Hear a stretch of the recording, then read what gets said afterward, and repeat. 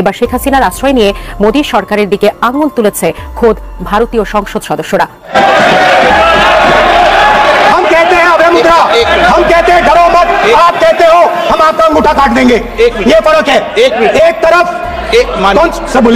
मेरे कहना है ये चर्चा हुई थी कि हम संविधान की चर्चा करते समय এবার ভারত থেকেও তাড়িয়ে দিবে খুনি শেখ হাসিনাকে। হ্যাঁ, ঠিকই শুনতে পাচ্ছেন, আপনাকে প্রমাণ সহকারে দেখাচ্ছি, অবশ্যই প্রমাণ সহকারে দেখতে পারবেন যে ভারতের অধিকাংশ এমপি এবং মন্ত্রীরা শেখ হাসিনাকে ওই দেশে আর থাকতে দিবে না।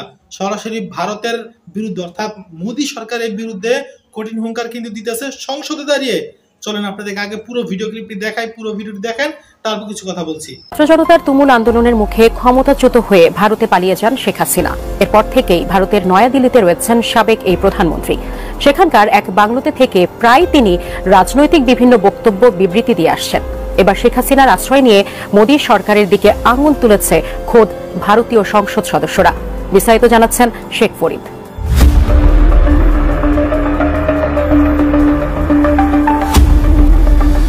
শেখ হাসিনা সরকারের পতনের পর থেকেই সংখ্যালঘু ইস্যু নিয়ে ঢাকা নয়াদিল্লির সম্পর্ক বেশ উত্তপ্ত। এমন উত্তেজনার মধ্যেই বাংলাদেশ সফরে আসেন ভারতের পররাষ্ট্র সচিব বিক্রম মিশ্র। ঢাকা সফর থেকে ফেরার পরই ভারতের পররাষ্ট্র মন্ত্রণালয়ের সংসদীয় স্থায়ী কমিটির সঙ্গে বৈঠক করেন বিক্রম মিশ্র। ওই বৈঠকে প্রধান উপদেষ্টা ডক্টর মোহাম্মদ ইউনূস সহ বাংলাদেশের অন্তর্বর্তী সরকারের শীর্ষ কর্মকর্তাদের সঙ্গে আলোচনার বিষয়ে ব্রিফ করেন তিনি। ওই ব্রিফে ভারতের 21 থেকে 22 জন সংসদ সদস্য উপস্থিত ছিলেন। ব্রিফিং এর সময় বিক্রম মিশ্রের কাছে ভারতের সংসদ সদস্যরা জানতে চান কোন মর্যাদায় ভারতে অবস্থান করছেন বাংলাদেশের সাবেক প্রধানমন্ত্রী শেখ হাসিনা। এমন তথ্য জানায় ভারতীয় সংবাদ মাধ্যম আইএনএস।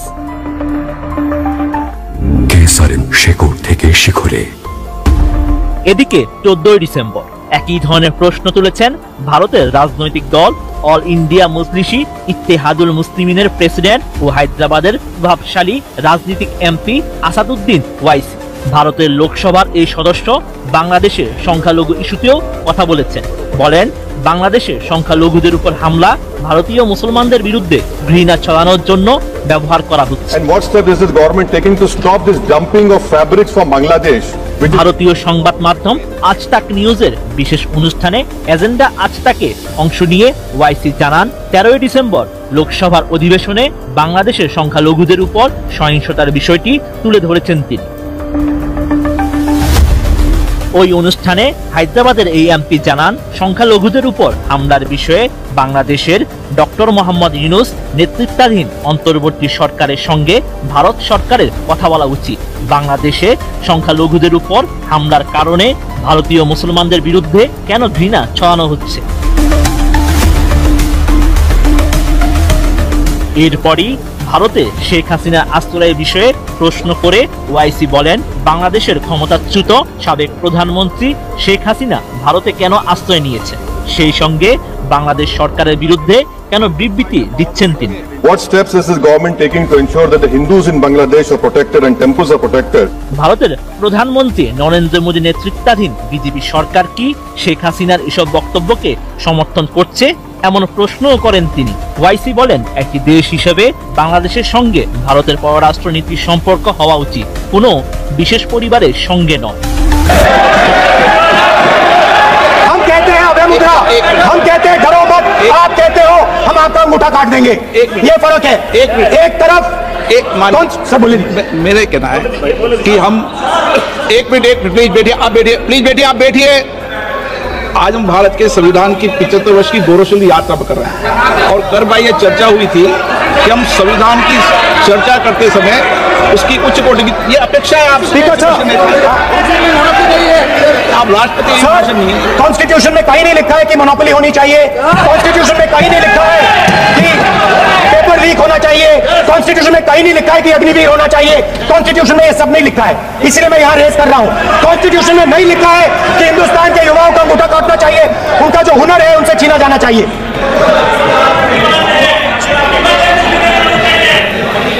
बैठे कर रहे हैं सर, 5 बजे अपनी बैठे करेंगे, 5 बजे देखिएगा, 5 बजे देखिएगा।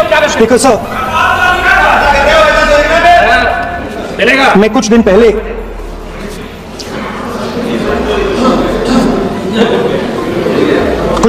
मैं हाथरस गया।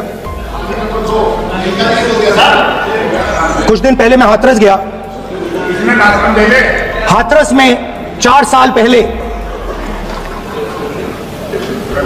एक लड़की का बलात्कार होता है,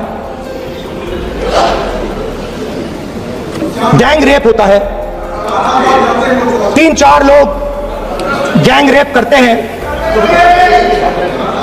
मैं 2-3 दिन पहले उस लड़की के परिवार के घर में गया।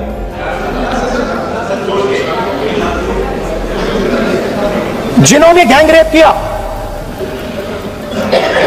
वो बाहर घूम रहे हैं और लड़की का परिवार अपने घर में बंद है।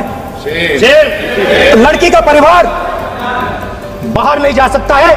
जो अपराधी हैं वो उनको रोज धमकाते हैं और वो बाहर घूमते हैं। परिवार ने मुझे बताया कि बेटी का जो अंतिम संस्कार था वो भी नहीं करने दिया और चीफ मिनिस्टर ने इसके बारे में खुलकर मीडिया में झूठ। পুরো ভিডিও ক্লিপটি দেখলেন। পুরো ভিডিও জুড়ে আপনাদের যদি কোনো মন্তব্য বা অভিযোগ থেকে থাকে কমেন্ট বক্সে লিখে জানাবেন। একটা কথা শুনে রাখেন, সব মানুষ এক না ভাই। সব মুসলমান যেরকম এক না, সব হিন্দুরও কিন্তু খারাপ না। সব হিন্দুরও খারাপ না, সব বৌদ্ধরও খারাপ না, সব খ্রিস্টানও কিন্তু খারাপ না ভাই।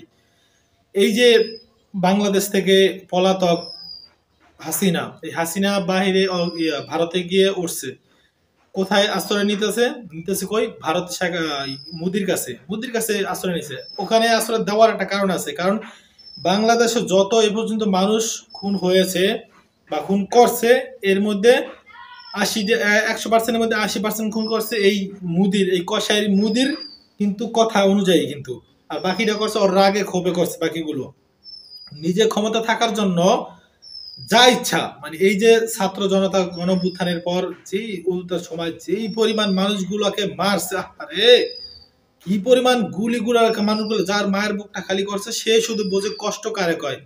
কিছু নরপিচাস আছে, মানে কিছু নরপিচাস যেগুলো মানে একটা মানুষের জানে চাইতে এই খুনি বেশি এদের কাছে এখনো প্রিয় আছে। আরে এত নরপিচাস মানুষ হয় কিভাবে ভাই? একটু আমাকে কি বলতে পারেন? এত নরপিচাস মানুষ হয়? এই হাসিনার আগে এত প্রমাণ পাওয়া সত্ত্বেও, এত দুর্নীতি করার পরেও, এত কিছু করার পরেও এখনো তার সাপোর্ট করে কিছু নরপিচাস আছে, কিছু বদমাইশ আছে, এই জমিনের মধ্যে আছে, এখনো আছে। থাক, সমস্যা নাই, কিয়ামতের ময়দান অমনি উঠতে পারবে। এই খুনিদের সাথে আল্লাহ দিলে তোরদের হাসর হবে, আমরা ওই দিন দেখবো ইনশাআল্লাহ। এই মুদির লগে তোর হাসন হাসর হবে ইনশাআল্লাহ, আমরা দেখতে চাই। তো যাক ভাই, আর কোনো কথা নয়। যারা একটা কথা বলে রাখে, যারা স্বৈরাচারের পক্ষ নয় ওরাও স্বৈরাচারের দোষর, যারা স্বৈরাচারের পক্ষ নেয় তারাও কিন্তু স্বৈরাচারের দোষর, যারা খুনি আর খুনিদের পক্ষে যারা নেয় তারাও খুনি, তারাও যারা লুট করে, যারা লুটের পক্ষ নেয় তারাও কিন্তু এই লুটের সমান গুণাগারের অধিকারী তারাও হবে কিন্তু। আর কোনো কথা না, ভিডিওটি শেয়ার করে দিবেন।